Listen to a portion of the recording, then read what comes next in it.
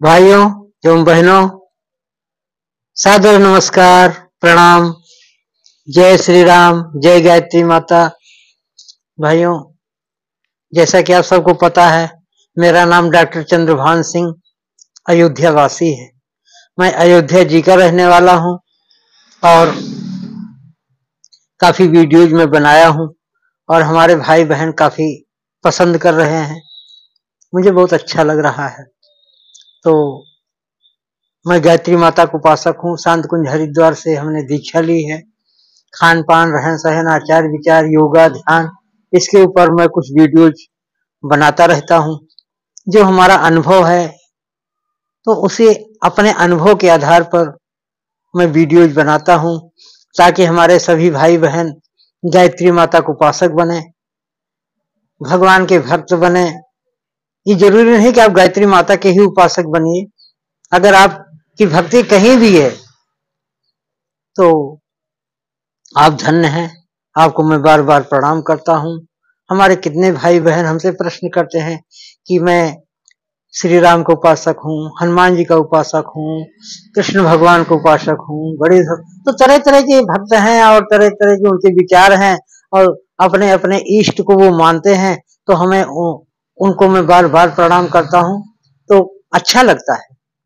हमारे सभी भाई भक्त हमारे परम मित्र हैं और हमारी उनसे बहुत हृदय से बहुत मित्रता है, दोस्ती है। मैं उनको बार बार प्रणाम करता हूँ। बड़े भाग्य मानुष तन पावा, सुर दुर्लभ सब ग्रंथन गावा। तो बड़े भाग्य से मनुष्य शरीर मिला है, तो हमें अपने परम पिता को किसी न किसी रूप में मानना चाहिए। भगवान श्री कृष्ण ने गीता में कहा है अर्जुन से कि मम शरणम ब्रज योग क्षेमम वहाम्यहम्। जो व्यक्ति हमारी शरण में आ जाता है उसका कुशल मंगल सब कुछ मैं देखता हूँ। रामायण में लिखा है, सन्मुख होई जीव मोहि जबहि, जन्म कोटि अगनासों तबहि, करो सदा तिन्ह कर रखवारी, जिम बालक राखई मातारी। तो भाइयों, ये बड़ी ऊंची बातें हैं और आप किसी भी देवी देवता को मानते हैं तो बहुत धन्य है, आप धन्य। भाइयों, मेरा फोन नंबर है 88,724,14,431, 88,724,14431। हम अपने जो भी हमारे भाई भक्त हैं वो हमें फोन कर सकते हैं, नहीं भी भक्त हैं वो सलाह ले सकते हैं, क्योंकि मैं गायत्री माता का उपासक हूँ तो गायत्री मंत्र के ऊपर ज्यादा सलाह देता हूँ। बाकी तो सभी देवी देवता हमारे लिए, हमारे हनुमान जी इष्ट हैं। हम बचपन से हनुमान जी की ही मैं आराधना करता आया हूँ और आज भी हनुमान जी हमारे इष्ट हैं। अयोध्या जी का रहने वाला हूँ। अयोध्या जी बराबर आना जाना, घूमना टहलना। श्री राम जी को मैं दिल से मानता हूँ, कृष्ण भगवान को मैं दिल से मानता हूँ, राधा रानी को मैं दिल से मानता हूँ। तो मुझे अनुभव है, जो भक्ति में जो मुझे अनुभव मिला है वही भक्ति शेयर में अपने मित्रों में करना चाहता हूँ। हमारे सभी भाई बहन हमसे बात कर सकते हैं हिंदी में या इंग्लिश में। भाइयों, आज मैंने सोचा कि जो हमारे अंदर बुरे विचार उठते हैं, हम लोग माला कर रहे होते हैं, मन के अंदर बुरे विचार चलने लगते हैं। हम कहीं अच्छी जगह पर बैठे होते हैं, मन के अंदर बुरे विचार चल रहे हैं, शुभ विचार तो बहुत कम आते हैं। तो ये एक बहुत बड़ा गूढ़ विषय है, एक विचारणीय विषय है कि हमें बुरे विचारों से अपने मन को कैसे रोकें, कैसे कंट्रोल करें। तो जो हमें अनुभव किया मैंने आज तक, जिस तरह से हमने ये बात नहीं है कि हमारे मन के अंदर बुरे विचार नहीं उठते रहते हैं, क्योंकि मन जो है विचारों से ही चलता है। अच्छे विचार, बुरे विचार, दो ही विचार होते हैं, या तो बुरा विचार चलेगा या तो अच्छा विचार चलेगा। हालांकि मन तो हमारा गुरु है। अगर मन को हम अच्छी जगह लगा रहे हैं तो अच्छा सोचने लगेगा, और बुरी तरह बुरी तरफ ले जा रहे हैं तो बुरा सोचने लगेगा। और कभी कभी तो दोनों सलाह देता है। मान लीजिए कि हमारे सामने कोई एक बहन बैठी है, बहुत सुंदर है, तो मन के अंदर बुरे विचार भी उठने लगते हैं। काश ये हमें मिल जाती, काश हम इसके साथ ऐसा करते, काश इसके साथ हम ऐसा करते। गंदे गंदे विचार आने लगते हैं। लेकिन वहीं पर अंदर ही अंदर मन समझाने लगता है, नहीं, ये आपकी बहन के समान है, आपकी बेटी के समान है। ऐसे भाव ही आने लगते हैं। तो ये दोनों में एक तरह से द्वंद्व होने लगता है, युद्ध होने लगता है।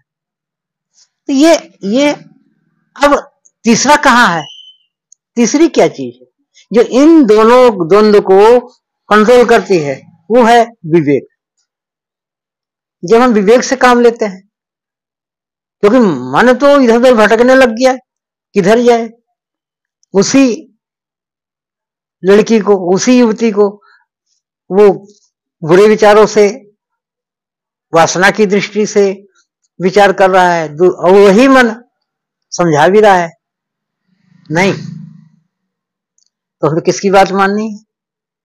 हमें यहां पर विवेक से काम लेना है, बुद्धि से काम लेना है। क्योंकि जब हम बुद्धि और विवेक लागू करते हैं तो मन को सही दिशा मिलती, सही दिशा मिलती। हमने भी कई बार अनुभव किया, ऐसे गंदे गंदे विचार आने लगते हैं। तो हमें हमेशा विवेक से काम लेना चाहिए, विवेक से। जब विवेक वहां लागू करेंगे, 2 मिनट के लिए रुक जाएंगे और मन के अंदर ही मनन करने लगेंगे कि ये अनुचित क्या है, उचित क्या है। तो उचित को ही हम अपने विवेक के माध्यम से उसको फिक्स करेंगे कि नहीं, ये युवती हमारी बहन के समान है और हमें जो गंदे विचार हमारे अंदर उठ रहे हैं, नहीं उठना चाहिए। तो अंदर ही अंदर उसी युवती से अंदर ही अंदर क्षमा मांग लेते हैं, प्रणाम कर लेते हैं और अपनी बहन के समान उसको अपने हृदय में स्थापित करते हैं। तो ऐसे बहुत विचार हैं। जब हम माला करने बैठते हैं तभी गंदे गंदे विचार आने लगते हैं। कहीं पार्टी वगैरह में जाते हैं, वहां तरह तरह के लोग होते हैं, उनको देख के भी गंदे गंदे विचार आने लगते हैं। तो हमारा कर्तव्य क्या होना चाहिए? सबसे बड़ी बात तो यह है कि हमें ऐसी जगह पर नहीं बैठना चाहिए जहां पर स्त्रियां ज्यादा हो। हम स्त्रियों के बीच में जो बैठते हैं तो हमारी नजरें उन्हीं स्त्रियों पर जाती है, तो हमारे गंदे विचार उठने लगते हैं। अब बात यह है कि गंदे विचार उठे ही ना, तो उसके लिए भी समय लगता है, अपने को जागृत करना पड़ता है, टाइम लगाना पड़ता है। हम मनन करते हैं कि सभी जो बहनें हैं, कोई हमारी माता के समान है, कोई हमारी बहन के समान है, कोई हमारी बेटी के समान है, तो उसको उसी रूप में हमेशा देखने की कोशिश करते रहना। क्योंकि जब हम मनन करते हैं अपने अंदर, तो वो चीज उसी रूप में हमें दिखाई देती। अगर गलत हम मनन करेंगे, गलत सोच रखते रहेंगे, तो जिसको देखेंगे, जिस भी स्त्री को देखा, उसके अंदर काम विकार पैदा हो जाता है, काम वासना पैदा हो जाती है, गलत सोच पैदा होने लगती है। लेकिन जब बार बार हम मनन करते हैं अपनी बहन के रूप में, बेटी के रूप में, माँ के रूप में, तो परिवर्तन जरूर होता है। हमारा मन ही फिर गलत चीजों की तरफ नहीं जाता है, अच्छी चीजों के बारे में सोचने लगता है। ऐसे ही चोरी है, किसी की प्रॉपर्टी देखी, किसी का रुपया पैसा देखा, किसी का और भी कुछ चीज देखी, कोई भी चीज देखी, मन के अंदर विचार आता कि इसको मैं ले लेता हूं, कौन देख रहा है। नहीं, जरूर उस टाइम मन दोनों चीजें समझाता है कि नहीं, लेना भी ठीक है।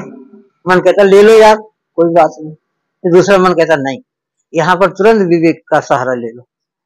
और जो विवेक जब कंट्रोल करेगा, मन के ऊपर ब्रेक लगाएगा, मन को समझाएगा, तो क्या होगा? मन मान जाएगा कि नहीं यार, चोरी करना पाप है, इसका भी फल हमें भुगतना ही पड़ेगा। तो कर्मों का फल जो है वो भुगतना ही पड़ेगा। चाहे हम चोरी करें, चाहे हम व्यभिचार करें, चाहे कुछ भी करें, कर्मों की गति अति न्यारी। ये बात को अपने अंदर स्थापित कर लीजिए, अपने मन के अंदर हृदयंगम कर लीजिए, हृदय में, कि कर्मों की गति अति न्यारी, कर्म गति टारे न टरे। तो क्या है कि जब ये भाव मन के अंदर आएगा, कर्म गति टाली नहीं जा सकती, तो मन वहां भी थोड़ा विचलित होगा बुरे कर्मों से। बुरे कर्म करने से पहले वो विचलित हो जाएगा कि नहीं यार, हम जो करने जा रहे हैं इसका फल तो हमें भुगतना ही पड़ेगा। तो भाइयों, ये बहुत सोच विचार का विषय। अगर मन को शांत करना है, मन को पवित्र करना है, हमेशा अपने विवेक को जागृत रखिए। हमेशा ये विवेक रूपी जो व्रत है, ये मन को सही दिशा में चलाता है। तो बुरे विचारों पर कंट्रोल करना बहुत जरूरी है। और हमेशा शुभ बातें सोचिए, अच्छी बातें सोचिए, अच्छे संकल्प करते रहिए। तो जब ज्यादा से ज्यादा शुभ होगा, अच्छे संकल्प होंगे, तो बुरे विचार घट जाएंगे। क्योंकि मन तो विचारों से ही बना है। तो मन में जब अच्छे अच्छे संकल्प होते रहेंगे, अच्छे अच्छे विचार आते रहेंगे, तो मन अच्छे की तरफ ही जाता रहेगा, बुरे विचार कम हो जाएंगे। और जब इतने कम हो जाएंगे, थोड़े बहुत रह जाएंगे, तो जैसे ही बाहुलता होती है, जैसे अच्छे विचारों का बाहुल्य हो गया, तो बुरे विचार, छोटे मोटे बुरे विचार ऑटोमेटिक शांत हो जाते हैं। इसी तरह से जब गंदे विचार की बाहुलता हो गई, तो अच्छे शुभ विचार भी शांत हो जाते हैं, उसको दबा लेते हैं। तो हमें अच्छे विचारों में रहना चाहिए, अच्छे कर्म करते रहना चाहिए, अच्छे लोगों का साथ करते रहना चाहिए, अच्छी पुस्तकें पढ़ते रहना चाहिए। ये संगत का रंगत होता है ना, संग का रंग तो चढ़ता ही चढ़ता। तो हम अच्छे लोगों का साथ करेंगे, अच्छी बातें आएंगी, अच्छी पुस्तकों का अध्ययन करेंगे, अच्छी बातें आएंगी। तो मन, वचन और कर्म से अपने को शुद्ध बनाइए, पवित्र बनाइए, शांति बनाइए। ये बहुत जरूरी है।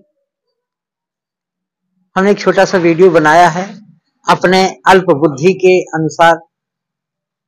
मैं कोई ज्ञानी नहीं हूं, कोई पंडित नहीं हूं, कोई प्रवक्ता नहीं हूं। तो मैं मात्र गायत्री माता का उपासक हूं, गायत्री माता का मंत्र जपता हूं, पूजा पाठ करता हूं, गायत्री माता में ध्यान लगाता हूं, और गायत्री मंत्र जपने से हमें बहुत कुछ फायदे हुए हैं, मुझे ऐसा अनुभव होता है। तो उसी के आधार पर मैंने ये छोटा सा वीडियो बनाया कि हमारे जो भी भाई बहन हैं वो इसको देखें और अपने जीवन में उतारें और मंत्र जप करते रहें। अब कोई भी मंत्र का जप कर रहे हैं, चाहे राम का, कृष्ण का, गीत, हनुमान जी का, अच्छी बात है, बहुत अच्छी बात है। उसमें एक माला रोज गायत्री मंत्र जरूर जप करिए, एक माला यानी 108 बार। और हम तो ये भी कहते हैं कि आप चाहे हिंदू हैं, मुस्लिम हैं, सिख है, ईसाई हैं, कोई है, कुछ भी कर रहे हैं, लेकिन 108 दाना गायत्री मंत्र का जाप सभी लोग शुरू करें। ये सोने में सुहागा है। महामंत्र जितने जग माही, को गायत्री समनाही। तो आप ये देखेंगे, आप गायत्री मंत्र का जप करने लग जाएंगे, तो आपके ऑटोमेटिक कितने बुरे विचार ऑटोमेटिक सब खत्म हो जाएंगे, क्योंकि महामंत्र है, बहुत शक्तिशाली मंत्र है, पावरफुल मंत्र है, और मेरा अनुभव है, तो मैंने आपके साथ शेयर किया। आप चैनल को सब्सक्राइब कर लीजिए, लाइक करिए, शेयर करिए, कमेंट लिखिए, हमसे फोन पर बात करिए, मित्रता बनेगी, दोस्ती बनेगी, प्यार बढ़ेगा, ज्ञान का आदान प्रदान होगा, कितना आनंद आएगा। तो इसी के साथ भाइयों, नमस्कार, जय जय श्री सीताराम।